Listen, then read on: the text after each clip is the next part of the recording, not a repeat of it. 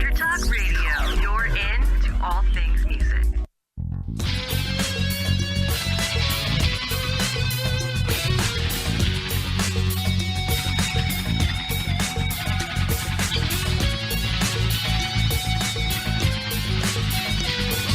Welcome to Sharpen the Axe. Explore the bleeding edge of guitar and bass gear. Discover a sound uniquely your own and cut through the noise. With your hosts, Eric Lucero and Paul Berezetsky.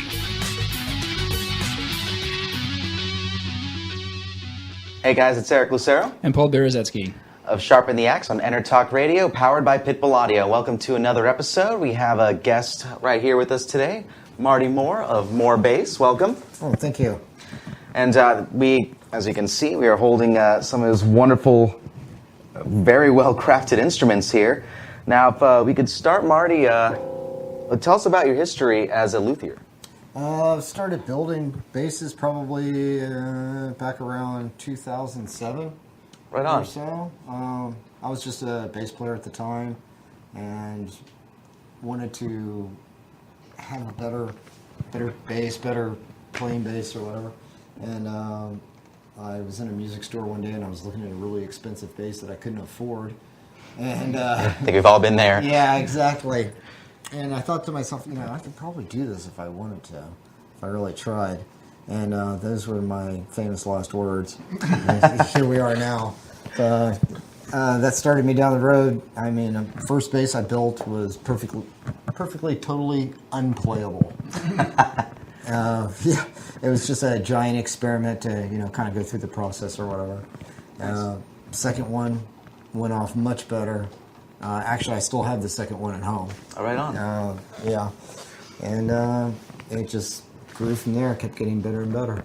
So previous to trying to build basses, did you already have experience working wood in general, or did you have to learn along the way? Most of it I kind of had to learn along the way. Oh, wow. When I was living in Florida, I used to do a little remodeling of houses and things. So I did know how to use some woodworking tools, but I never did actually like woodworking per se, like carving and like my necks are all hand carved and stuff. But I knew how to use a wood router and things like that. So you had a little bit of the tool experience. It was just applying it to a whole new set of skills. Right on. Exactly. So is there anyone in particular who influenced your designs? Because I mean, looking at this one, which I've taken to quite kindly, it's a familiar shape and scroll to another very well-known luthier. Oh yeah, I am a big fan of Carl Thompson. That's what I was talking about. Yeah, Jens Ritter and Mike Tobias. The three very amazing luthiers, but was out of curiosity the one you were looking at that you couldn't afford. Is it one of those? Yeah.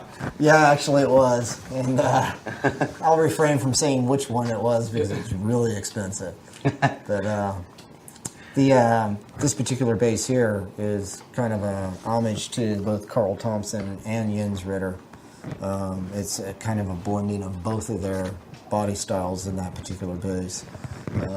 My original concept design was borrowed from Jens Ritter. Oh, wow. And I built a couple of basses, and at that point in time, it wasn't my intention to sell basses at that point. You just wanted to build one for yourself, your vision. Exactly, and that's kind of the one over here. And this one here belongs to Florentino Buenaventura, who's one of the heads here at EnterTalk Radio, head honcho. Yep. And we see three different. Yeah, these are three different models, I believe, unless that's just a 5-string version of this right here. No, that's a little different model. I know Jens Ritter. I've met him a couple of times, and when I decided, I went to Bass Player Live to show my basses off to see even if anybody was interested in purchasing them or anything. And so I showed them, and a lot of people were very interested. And at that point, when I decided I was going to start selling them, I was kind of like, I kind of need to step away from Jens's design and kind of get into my own thing. Nothing wrong with his stuff. It's more just, courtesy between builders or whatever. I'm not going to, copy all of his stuff and, try to make money that way. It's not really fair and it's not right. Not that sure, I could build quite as good as his. His wood choices are top notch. But anyway, I came out of Bass Player Life. Everybody was saying, when are you going to build 5-string? When are you going to build 5-string? On your basses, when are you going to build 5-string? Yeah, so I was yeah. like, okay, great. So Now that's I got it. that gave me the opportunity to play around with the body design some, and came up with a 5-string bass as well. So do you offer a particular body styles, or are you open to someone who wants to get something custom done to a fresh idea?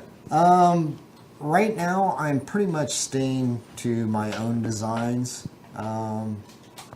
I'm not unwilling to listen to somebody else's designs or hear about their ideas.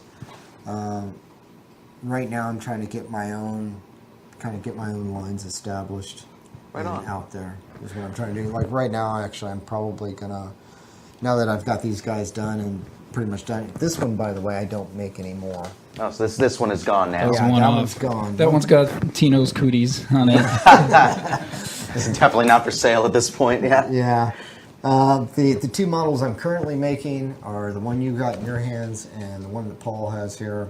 Both are available as 4-string models also. Nice. And do they have model names or not yet?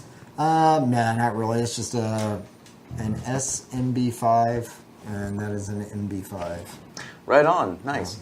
And can you talk a little bit about some of the options that you do offer? In terms of electronics and woods, etc. Mostly I stick with Bartolini. When I started doing this, I was building basses for me. Yeah. And that is still my build and design philosophy. Everything that goes into these basses is what I would put into them if I was going to play them myself. And I love Bartolini electronics. Ever since the very first time I heard them, I haven't gone back since. So I pretty much stick with theirs and their preamps. Hipshot hardware, industry standard. Yep. I love it. Those great tuners. Yeah. Love these. The ultralights are really nice because they take some weight off of the headstock, help with the balancing of the instrument. One of the things I've tried to do is to make the bass a little more user-friendly in the fact that it doesn't weigh 1,000 pounds. Yeah. Yeah, that was one of the first things I noticed when you brought these in. First time I picked up Tino's, they're just shockingly light. Yeah, it's the body is only typically most musical instruments will run about 1 3/4 inches thick. Yeah. So mine are 1.5 inches, maybe a little less. And it's, you can see probably not so well via distance here, but they are just lightweight and very playable and comfortable. You've definitely taken great care on the contours here. Almost no sharp ends. Very comfortable to play. Yeah, no, everything's very soft, very rounded on them. I like the feel of it. And could you explain what the woods on here are? Because you have this beautiful exotic top here. Yes, this is a piece of what they call ambrosia maple. And what an ambrosia maple is there is a beetle called an ambrosia beetle. It gets into the tree and basically kills the tree off, but it leaves these little black holes, they weren't really actually holes, but it leaves these black spots where they tunneled into the wood underneath of it. And this is also spalted. And for anybody who doesn't know, what spalting is, basically is, once a piece of wood is, a tree's fallen over and died, laying in the woods, and it starts to get wet, it decomposes, it begins to rot. Spalting is a part of the rotting process. Now you have various phases, various phases of that. In the beginning, you start getting some of the black lines in it, but the wood's still good and solid. You know, just as solid as any brand new piece of wood you would buy from Home Depot, let's say. The longer it goes, though, the wood starts to rot and it gets much more softer. This particular piece was in really bad shape. It was in late stages of spalt. So what I ended up having to do with this one, I sent it to a company out in Missouri. I think it was in Missouri. And what they did was they impregnated it under pressure with an acrylic resin to make it hard again. And as you can see, it turned out beautiful. Yeah. And it's hard as a rock. It Also, what is on the back here, real quick? This is actually regular spalted maple. Now, this is a piece that was not as Not as bad far as shape. gone. Yeah, no, much more solid. Yeah, it's definitely beautiful looking. And And I see you have a between that base and this one, you have a different way you bolt on the neck. This you have this kind of like yeah, it's a crisscross curve. seven bolt. Well, 7 on that and And 5 on this here. one. Yeah. Is that just like an evolution kind of thing, or is? Well, I've, going through some other luthiers and listening to them and what they had to say. You got tired of being made fun of for putting on 7 bolts? Yeah. everybody was like, Where do you think it's going, Marty? It's going into battle. But one of the things that I found about this... Hey, when you're up Schitt's Creek without a paddle, Yeah, this is... There you go, yeah. That'll do it right there. I'll get you home. But it's a good solid bolt-on joint. It's nice and tight. Absolutely. It conveys vibration from the neck to the body very well. There's no dead spots on the neck whatsoever. So have you gone to the 5 bolt now, or are you still doing 7s? Or Still doing 7. It depends on the design. This particular design, because of the heel, I had to alter things just a little bit in order to get it to go together properly. and all makes for one very solid bass.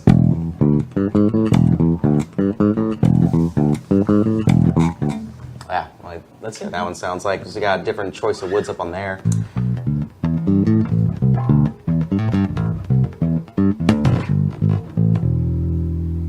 Yeah, this one is a California wood. This is Buckeye Burl. Oh, nice. Is what's on that, and then the rest of it is just flame maple. Nice. That is a very, very figured top. It's very beautiful. And what's on the fretboard of that one? This is Palifero, or what they call Bolivian rosewood. It's not actually a rosewood, though. It is a different species. And that's actually seems to be the choice that a lot of companies are going to be going to now that there's all those CITES problems with rosewood. Even Fender's rolled out models recently with Palifero fretboards to test it out, I guess. Yeah, it's almost exactly like rosewood, and I'd give anybody $10 if they could walk in the room and tell me which one was Palifero and which one was rosewood. They look that much. They're that much alike. Yeah. And it sounds great. It's an outstanding hardwood. Every bass that I have has the Palifero on it, and it holds up beautifully. It holds the frets really well. So, and it sounds great. It has all the characteristics of rosewood. Nice. If any bass players are watching this, you must forgive me. Yeah, we got to apologize ahead of time on that end. Guitar player, I haven't really messed around with a bass in a very long time, and even when I did, I was no good at it. But And I can play bass just enough to fill in when someone asks me to. That's about it. But and still, 5 strings really scare me. Yeah, it's on top of it. Yeah, I barely know what to do with 4 strings, let alone 5. But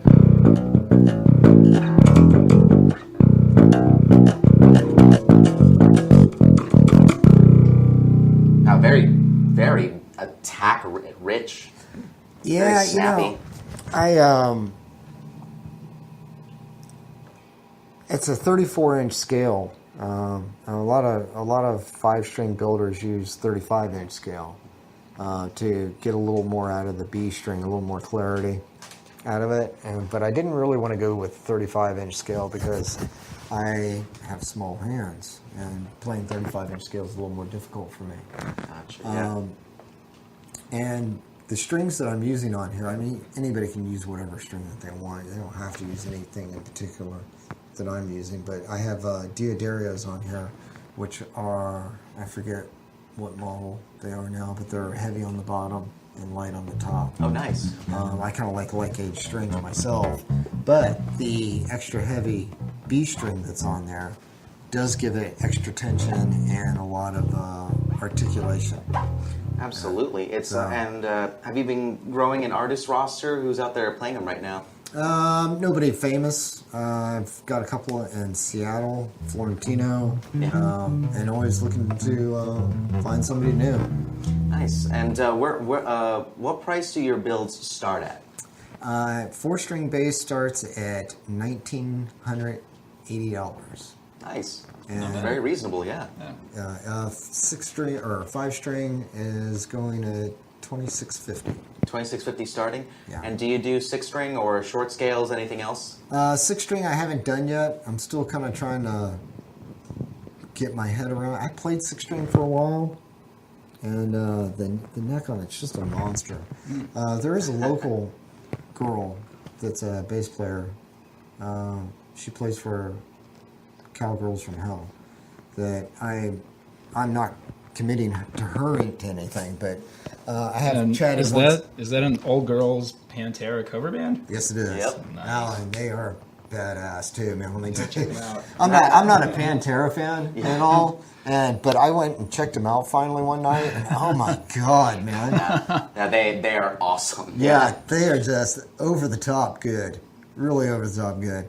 But anyway, when his main bass is a 6-string, and that's what she likes to play the most. So when I get ready to do the 6-string, hopefully maybe, if she's gracious enough, I hope to work with her a little bit on that and get some of her thoughts and ideas as to what she likes in a 6-string bass. Now these particular instruments too, when I designed these, I designed them towards, if I played 5-string bass, how would I want it to play? And the first thing that came to mind is I wanted to play like a 4-string. But obviously you can't necessarily do that. But if you notice down here at the nut end of things, they are quite a bit slimmer than the typical 5-string bass. Yeah. Some people might even say the string spacing might be a little crowded. Personally, the way I look at it, it's all in what you're used to playing. People always adapt. So you do have a emphasis on playability. Yes, I do. Very, very much so. I'm a big believer. I used to be a real heavy-handed player. And I was taking bass lessons for a while from a guy. And I wanted to go to lighter strings. And he was like, no, you shouldn't do that. It's just going to make too much noise. And then, me being me, I immediately went, well, that's what I'm going to do. Yeah. So... I went to really, really super light gauge strings, and that will force you real fast to lighten up on your touch, which is a good thing because it is economy of motion. Yeah. You know, the less movement, the better in anything you do actually. So I noticed I actually started playing better. My speed increased tremendously. And as a result, I ended up making less noise with lighter gauge strings than I was making with the heavy gauge strings. Wow. So it actually adjusted your playing towards Yes. benefited positively. Yes, absolutely. And in here, that's when I took into the whole thing, the economy of motion, and I thought to myself, as long as you got strings, the strings have plenty of space to vibrate. There's no laws dictating how close or how far away they have to be. I mean, really is a personal choice sort of thing. So the nut width on these is 1 5/8 inches. I only added 1/8 of an inch over my 4-string bass. Wow. In my opinion, there's still plenty of space to move around. It feels good, and motion-wise, there's almost no movement getting from one string to the next. Yeah, it definitely has that. It's fat. There we go.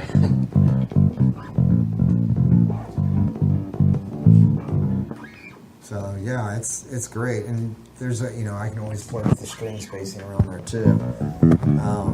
If somebody didn't exactly like the way it felt, like they want a little more distance between the B string and the E string or something like that, it's always an adjustment that can be made. And these kind of almost force you to do a little bit of a lighter touch on them. Yes, I do. I had a guy over at my house that was trying out one of my basses one time, and he said he really didn't like my basses because it brought out all the inadequacies in his playing. So if you want to be forced to be a better player, pick up a more bass. Yeah, well,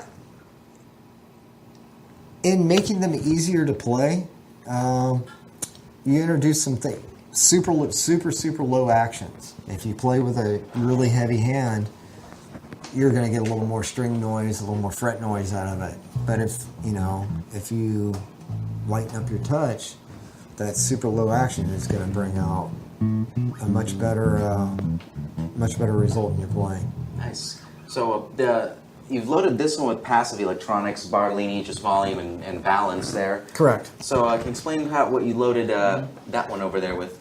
This one over here has Bartolini jazz pickups, noiseless, and it has a Bartolini preamp in it. You got a volume, balance, treble, bass, and mid. And then the selector switches between 8.5 and 250 hertz. That's what the mid boost cut is affecting, is so whatever you have that selected. A mid shift switch right there. Nice. Yeah. So why don't we go between them and see what the differences in that preamp keep there. this kind of in the middle here, the balance? Yeah, keep the balance in the middle. So everything's in the middle.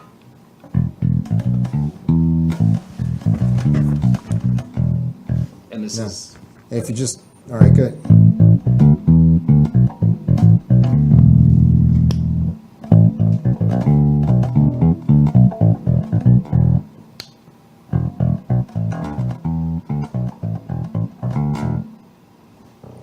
Go back up to 800.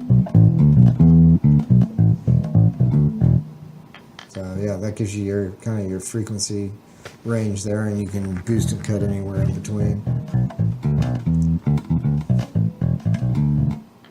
So hopefully one of these. I like Bartolini a lot.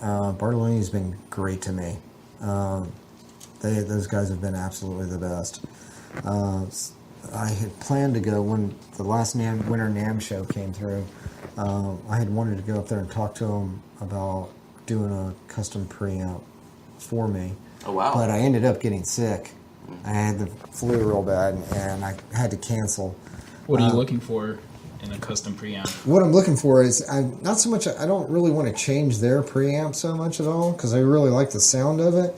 But what I'm hoping to do is to see if maybe they can get me a sweepable mid instead of the switch. Instead of the switch. So that I can get, 8 to 250 and everything in between. So like a parametric control Exactly. selector. Wow. Yeah. That would be... is there anyone on the market doing that already? Yeah, there are other people out there that do that as well. Yeah. It's one of those things. You don't want to mix apples and oranges in your bass. Yeah, some vendors do one thing, some vendors do another thing, or whatever. But I love Bartolini, and even if they don't do that, I'd still keep using their preamps. I love the way they sound.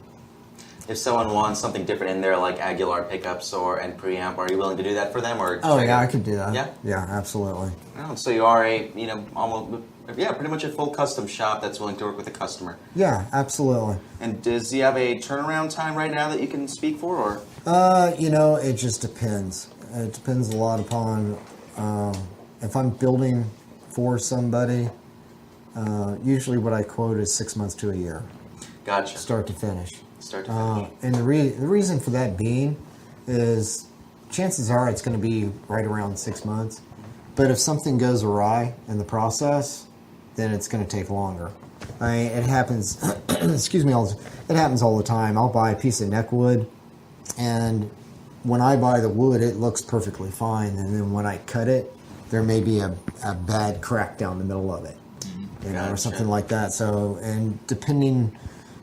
I may cut the shape of the neck, still not see it, and it may not surface until I actually start carving it. Oh, wow. And once I've started carving it, and then it pops up, it's just like, at that point, I have the fretboard, truss rod, the carbon fiber rods, all of that's already installed and everything. So you've got, that's a lot of work in there that I have to basically just toss it aside and start over now. You got to invest in an X-ray machine. Yeah, that would be nice, because some of what I do though too is with these instruments. When things do go awry, when I find abnormalities in the wood and stuff, I have to make a call too. If it's something that I can fix and it's just an aesthetic thing, and I can do it in a way that doesn't detract from the bass at all, and does not change the tone, does not change the playability, does not change how long the instrument will last, I'll do it, and I'll leave the defect in there. For me, it just adds character to the instrument.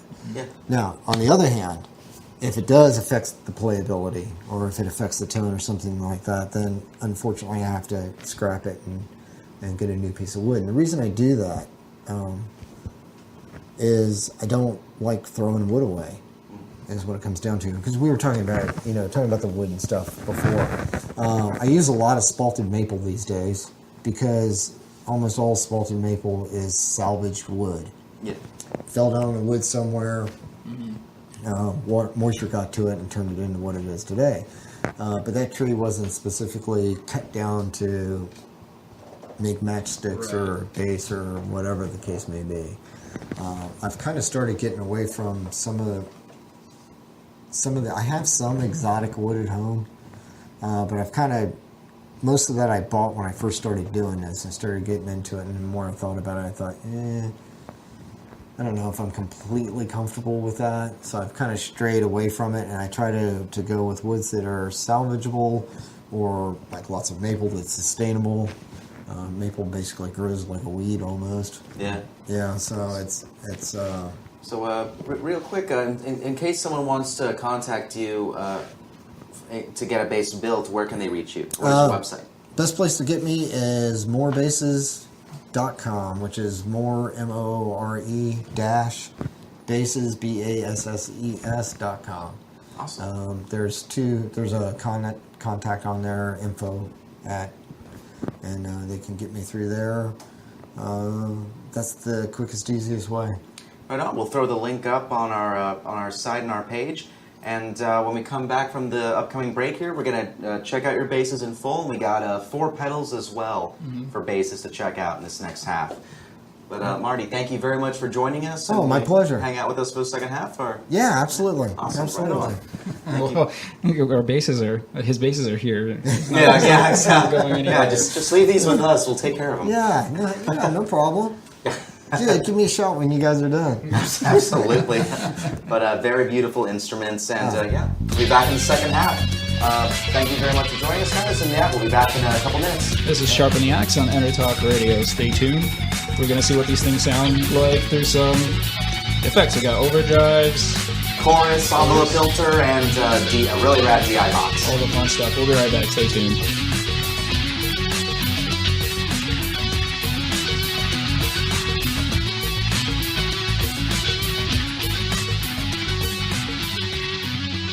Are you serious about your music? Are you ready to run with the big dogs? The experts at Pitbull Audio have the gear to get you into the game. From leading manufacturers like Mesa Boogie, Fender, Pioneer, and American Audio. To sound your best, you need the best. Pitbull Audio can deliver in rehearsal, on stage, and into the big time. Dropping beats, shredding guitar, or making the crowd roar. Whatever you dream, Pitbull Audio can help make it happen. We are Pitbull Audio. We want you to play it loud. PitbullAudio.com. This is Jackie Bertoni from Jackie's Groove.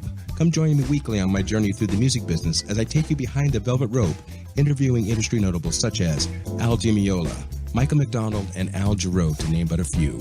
Listen to their stories on being in the studios recording #1 hits and onto the stages throughout the globe. Allow me to be your music historian.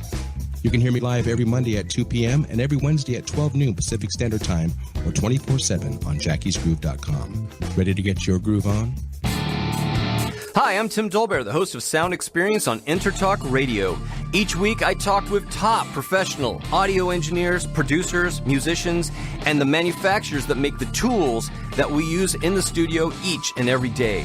From capturing the perfect take to mastering your final release, and the tools and how the pros use them, we are going to dive deep into their process and learn from their experience. I look forward to you joining us each week on Sound Experience with me, your host, Tim Dolbear. The Moyer Entertainment Group, in conjunction with the Dario, Radio Airplay, and Looploft, is keeping music in our local schools, and presenting local talent to the world through the Temecula Valley Music Awards. Submissions for entry into the TVMA 2017 season are now open in all genres, including a youth category for artists under 18 for the October 7th Star-Studded Awards Show, where 100% of the proceeds go towards supporting local music education in the Temecula Valley. Details, tvmawards.org.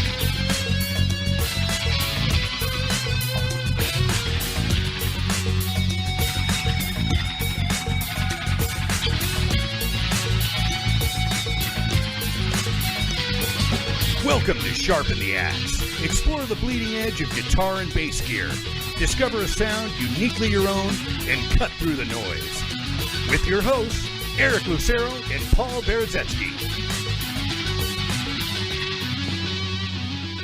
All right, welcome back, guys, to the second half. And before we get into it, I want to remind you guys that at Pitbull Audio this Saturday, the 5th, from 3 to 5 p.m., we have a clinic with Ableton, so bring your laptops and learn some tips and tricks from the masters. And we have Mark Holcomb of Periphery coming on to Pitbull Audio August 11th from 6 p.m. to 9 p.m., I believe. So check them out at pitbullaudio.com. There'll be 2 great clinics that you won't want to miss. Now on to what we got for the second half, along with Marty's amazing basses here. We got some pedals from Dark Glass Electronics, 3-leaf audio, Electro Harmonics, and Pike amplification that we're going to test these through. So the first one that we have is the Duality Fuzz from Dark Glass Electronics, which has 2 fuzz circuits in there. The 3-leaf audio is the Proton, their envelope filter, the Bass Clone from Electro Harmonics, and the Vulcan XL bass preamp and DI from Pike Amplification. And you guys familiar with any of these companies? Oh, yeah. Oh, yeah? Yeah. I stalk dark glass all the time on the internet. For good reason. Yeah. They make great products. And, I mean, well, we all know Electro Harmonics. They've been around for, close to 40 years now. At least. I think when I first started playing guitar, my first distortion pedal was an Electro Harmonics. Oh, really? Yeah. They're... Mike Sweet or Matthew Sweet? Mike? Yeah. Yeah, Mike Matthews, or wow, screwing up his name, but he's still going strong, still shows up to NAMM every year and smokes a cigar or just holds it in the corner of the booth. But well, let's get into it. The first one we are going to dive into is the Duality Dual Fuzz Engine from Dark Glass Electronics. This actually has 2 fuzzes on there. It's a gated sawtooth to the right of the duality knob there, and you can blend it or go straight to the modern high gain side on that side. We also have a filter control for your treble presence, a blend for for adding clean signal in, which stays at unity, and your level control. So I'm going to turn this on. Why don't you give it a shot there? I'm going to grab a pick for this one. And there you go. Let's hear your clean tone. Turn that on.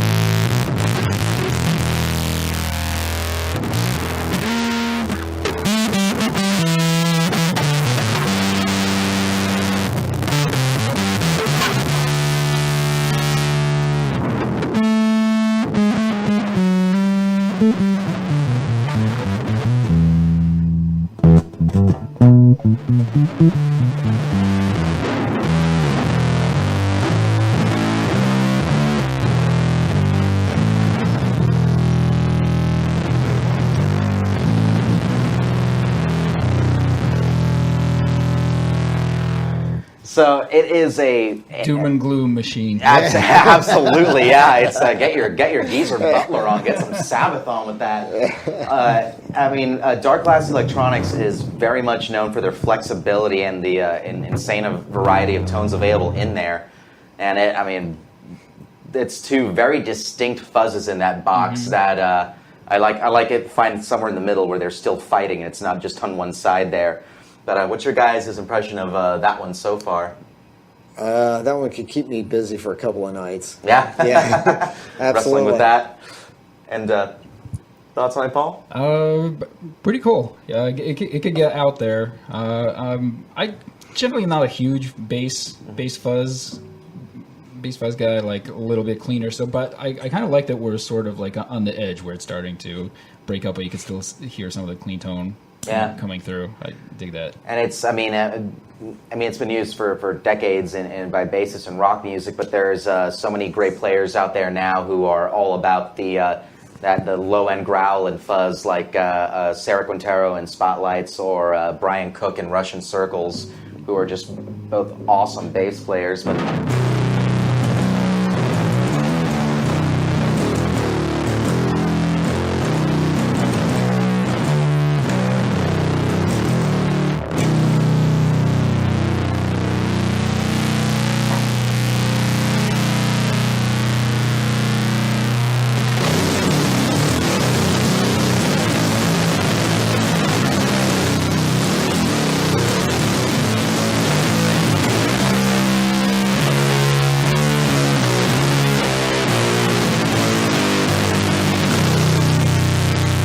this song is called "Screw You, You're Not My Father." Yeah. I also like how the fuzz covers up just like when chromatic and just a wrong note upon wrong note upon wrong note going down the neck there.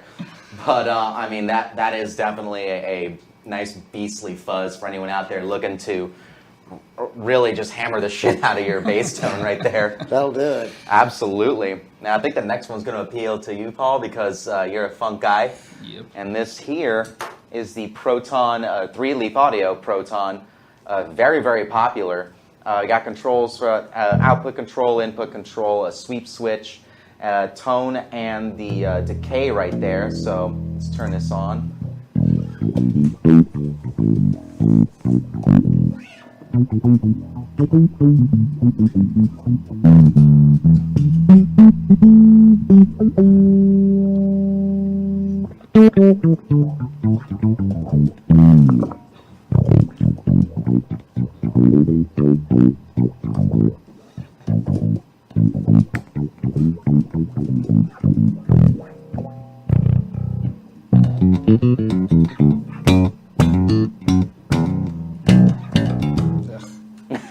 Deplorable. Yeah, again, we're aside from Marty here, there's no true tube bassists in front of these cameras right now. You want to give this a shot, Marty? Sure.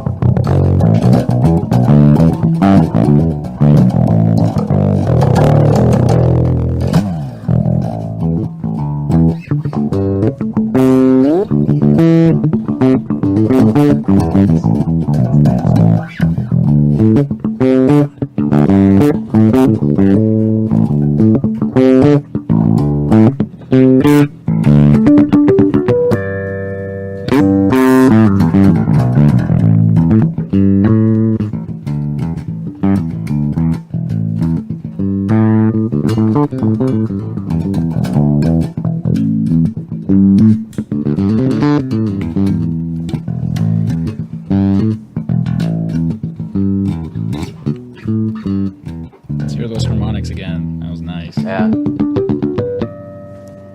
Damn. Very, very, very good. So, yeah, what's your guys' thoughts on that Proton right there? Funky. Yeah. I dig it. It definitely is, yeah. And were you ever much of a envelope filter user? Off and on. Yeah? Yeah, Off and yeah, on, just definitely. depending on the situation, Yeah. what you needed to do. Definitely for effect, for the most part. Kind of get that kind of sort of almost auto wah thing going on. Yeah.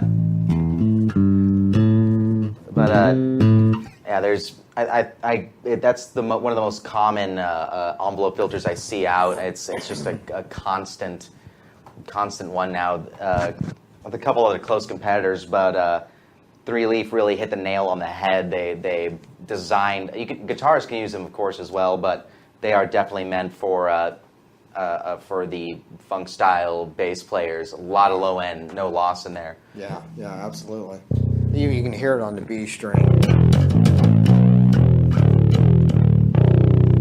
Absolutely, yeah. Nice and resonant low still without any loss at all. Let's jump ahead to the next one. Actually, wait, I want to hear what that sounds like with some fuzz on it.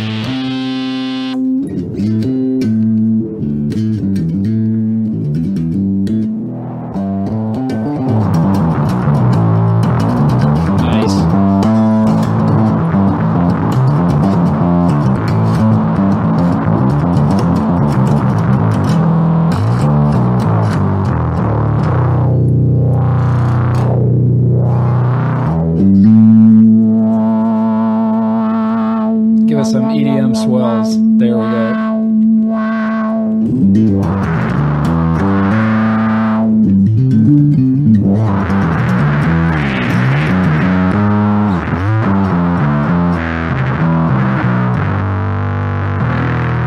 That thing definitely needs an expression pedal with it. Yeah.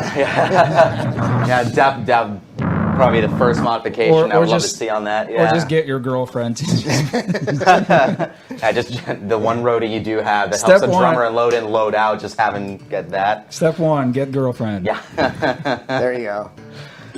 Now hopping ahead to the next one in line here, the Electro Harmonix bass clone, which is their small clone bass version, and I grew up a huge fan of Peter Hook in Joy Division, New Order, and now Peter Hook in the Light. So he always had those semi-hollow basses, or Rickenbacker in Joy Division, playing through his clone theory. But which is my go-to if I'm going to go for an Electro Harmonix chorus sound. But I thought it was pretty cool. I hadn't really seen this one come out, that there is now this bass clone. Let's check that out.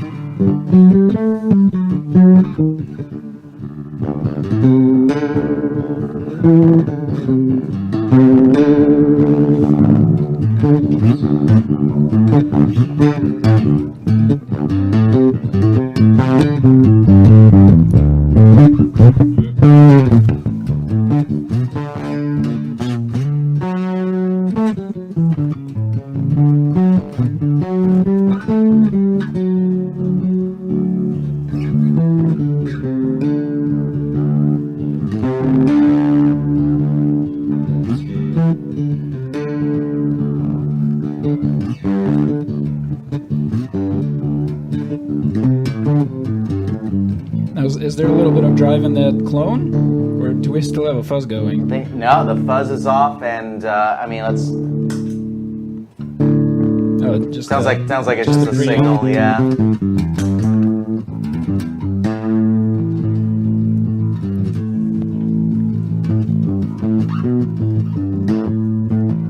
And you don't have any drive on the D either? Nope, I turned the DI off during the Proton.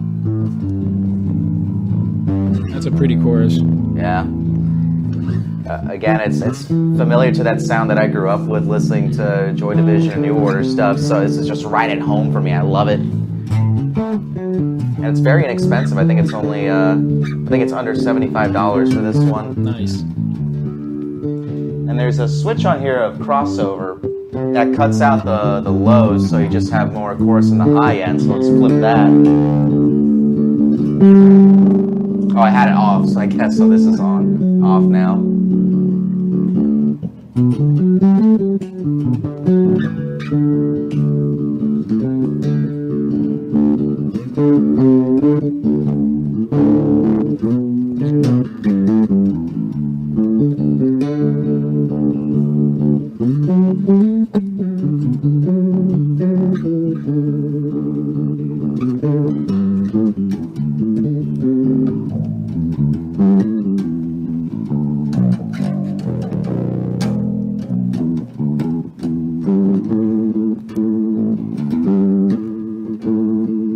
On this vibrato sort of setting, it's actually not overwhelming it like some will do. It's actually still nice. Yeah. Very musical.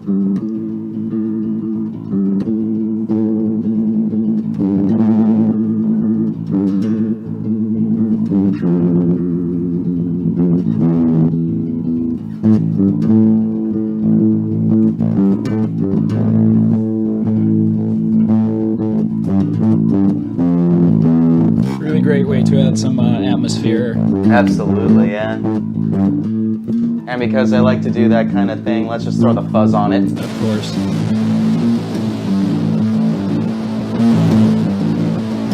That's a cool combo.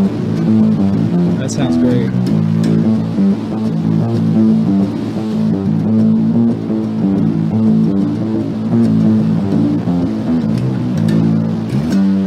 So the chorus is kind of separating the fuzz and the underlying kind of clean tone a little bit, so you could hear them both separately. It's actually the duality fuzz engine because it has a clean blend on there, the blend knob. Okay. But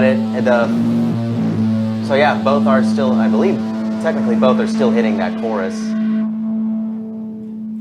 Oh, nice. Very nice fade out. Pretty good.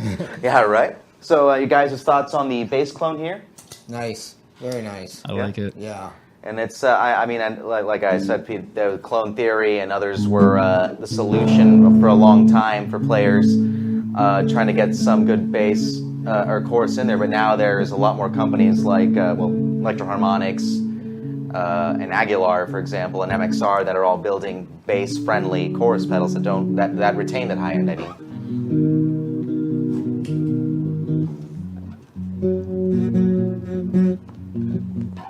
Ew, what am I doing? Bass chords.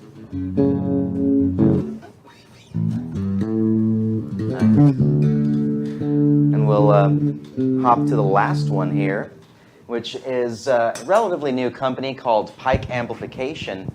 And this is the Vulcan XL bass preamp. They also do make just the drive section in a smaller enclosure, and that's just the Vulcan. But on this one, we have controls for mix, color and fat switches, a mix knob or a gain knob, as well, volume, bass, low mid, high mid, treble. You have a clean out, which is pretty neat to have, a XLR and 1/4 inch out jacks, and it's a pretty flexible preamp here. It's the switches for color go between two different style of drives, and the fat is a low cut switch. So let's turn this on.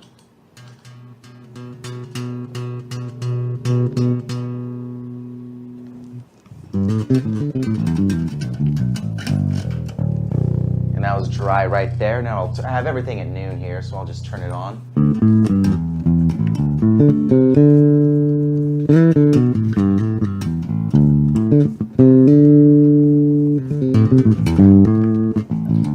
And we're just going direct from that into our system. We're not going through a bass amp or anything. So this is just the natural color of the bass and the pedal.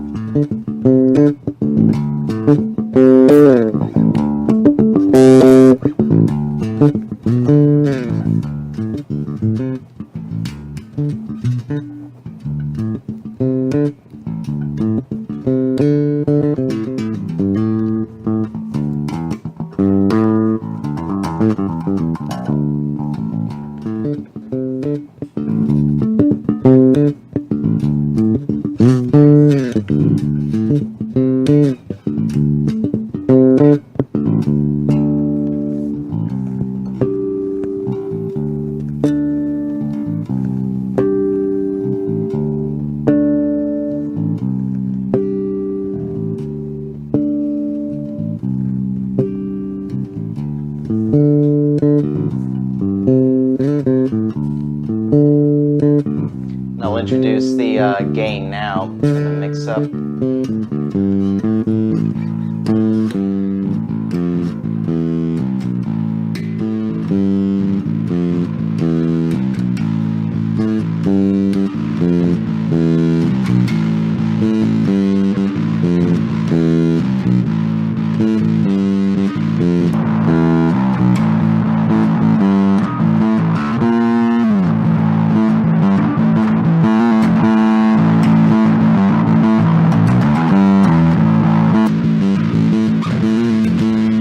Very musy. Yeah, the switch up, I believe, is the more modern sort of sound.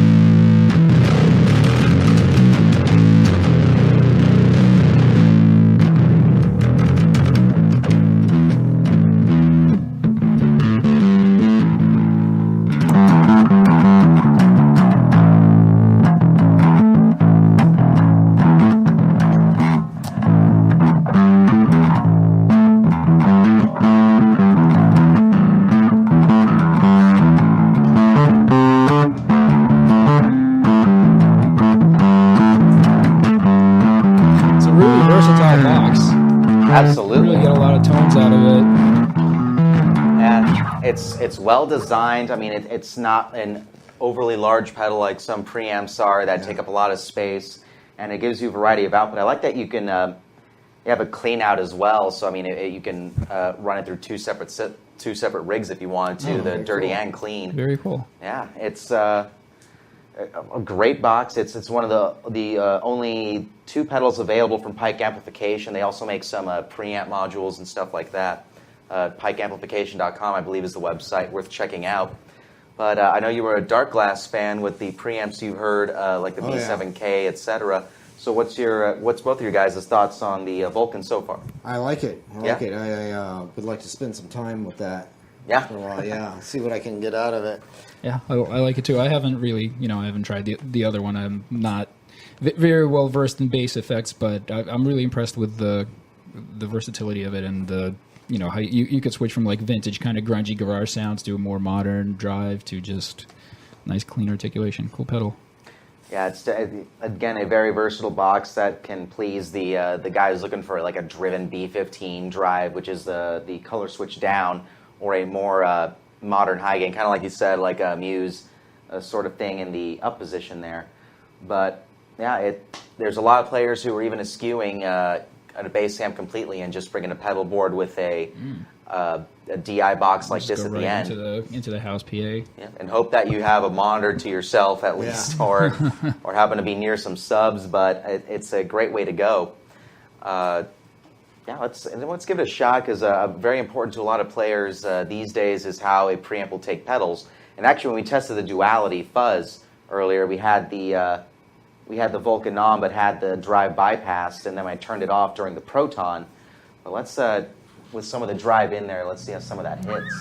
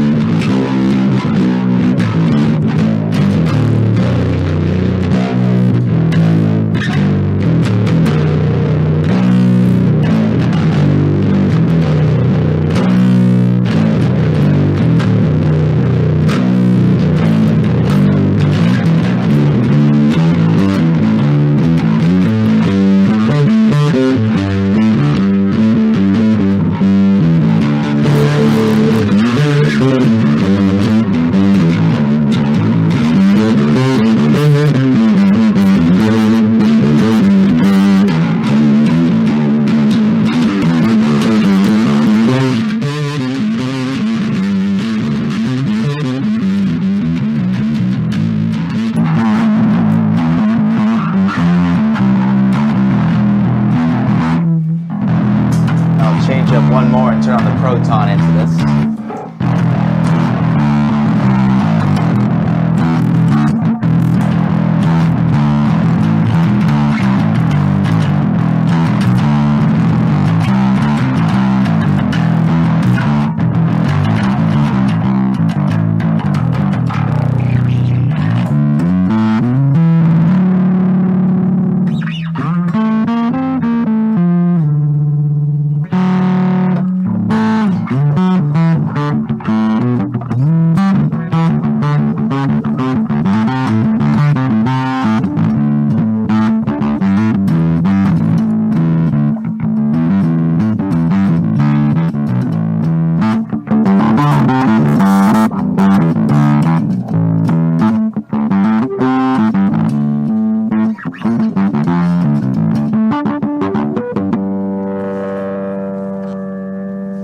So are you much of an effects user at all, or? Yeah, right now I use a multi-effects processor. Oh, right on. I use, in most of my playing right now, if I use effects, I use mostly just reverbs and delays. Which we got to explore on one of these episodes is bass with reverb and delay. Yeah. But it's, again, an underutilized thing except for some modern players. But we have to, it's getting close to wrap-up time for today's episode. But thank you very much for coming with us. And Marty, thank you for coming and getting to check out your great basses. And Absolutely. Again, it's moore-basses.com, correct? Yes, correct. Check these out, and you can check out the rest of these pedals at pitbullaudio.com, the Dark Glass Duality Dual Fuzz Engine, 3-leaf Audio Proton, Electro-Harmonix Bass Clone, and Pike Amplification Vulcan XL Bass Preamp. And in the future, we got some episodes with T-Rex coming up with our tech. Psyched for that. Yes, absolutely. And Sean Hutchinson of Hutchinson's Guitar Repair, who's our in-house tech at Pitbull Audio. Oh, there we go. Thank you again very much for joining us. I'm Eric Lucero. I'm Paul Berezetsky. And this is Marty Moore. Marty Moore. Thanks for coming back. Yeah, always. Great catching up. Great work as always. Oh, thank you very much. Thank you very much for joining us. Until next time.